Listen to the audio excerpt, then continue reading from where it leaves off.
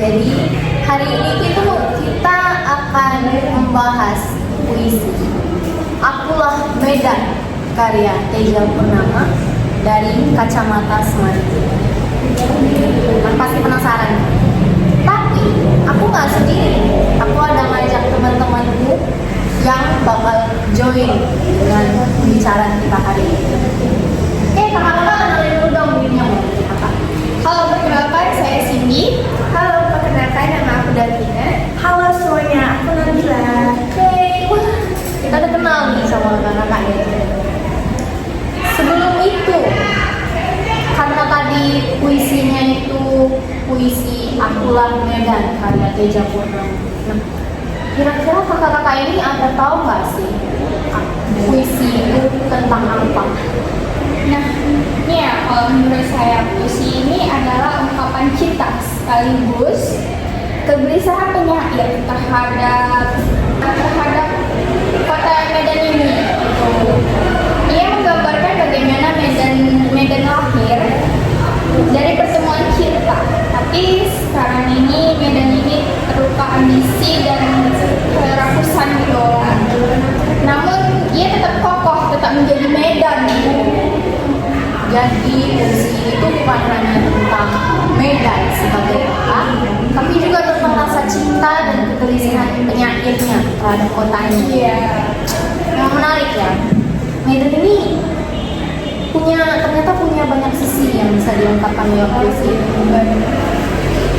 Lalu karena tadi kita membicarain bakal bahas puisi dari Kacamata Semanti, kira-kira kan aku punya ide nih, kita gimana kalau kita bahasnya dari konsep relasi makna. Kira-kira apa sih relasi makna yang paling menonjol dalam puisi? Kalau menurut saya, pada baris bait yang mana itu baitnya walau siang malam orang-orang berperang atau uang. Di sini tuh kelihatan sekali menonjol relasi antonominya, yang mana ternyata di situ bait itu kayak menciptakan pertentangan waktu dari siang ke malam yang menunjukkan konflik yang tak berhenti.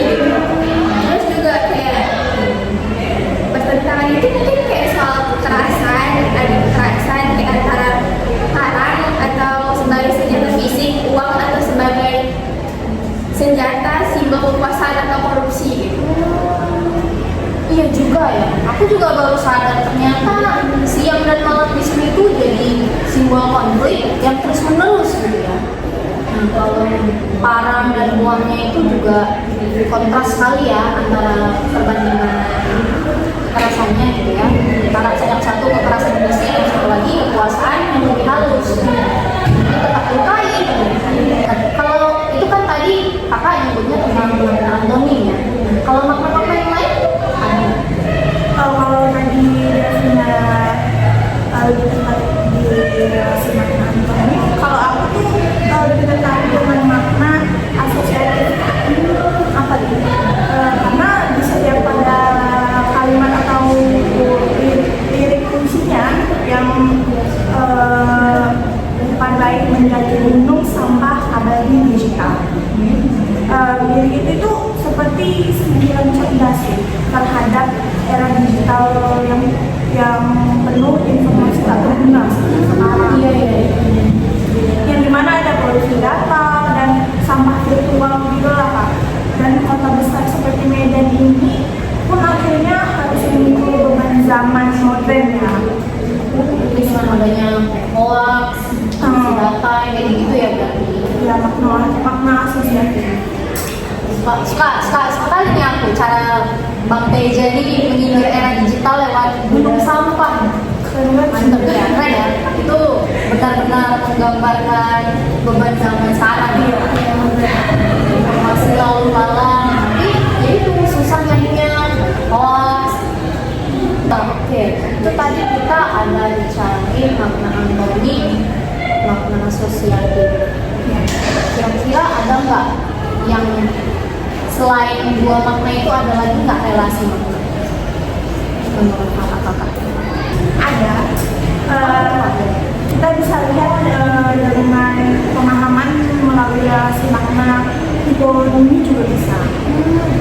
Yang dimana ketika penyair Teja ini menyebut pada liriknya Dewi dan Baguna, itu kan dua sungai besar ya Kak, yang dimana makna dari lirik itu mengandung hiponim dari sungai-sungai itu, yang artinya bisa kita pahami bahwa dua sungai ini itu menjadi simbol asal mula, juga sebagai akar atau aliran sejarah Kota Medan. Juga ya.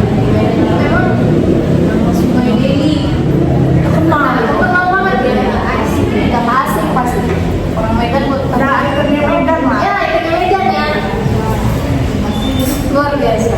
Jadi dari diskusi kita tadi jelas lah bahwa puisi Aku Lam Medan ini kaya akan relasi makna ya sebenarnya. Tadi ada Antoni, ada hiponimi, ada asosiatifnya juga. Sebenarnya yang lain juga masih banyak. Karena relasi luas gitu ya. Oke lah. Berarti pembahasan kita udah kelar nih teman-teman. Terima kasih kepada Cindy, Kak Elvina, dan Kak Nabila yang udah ikut join untuk bincang-bincang singkat kita hari ini. Oke, semoga pembahasan ini membuat Sobat Sastra semakin mencintai puisi dan makin peka terhadap makna di dalamnya.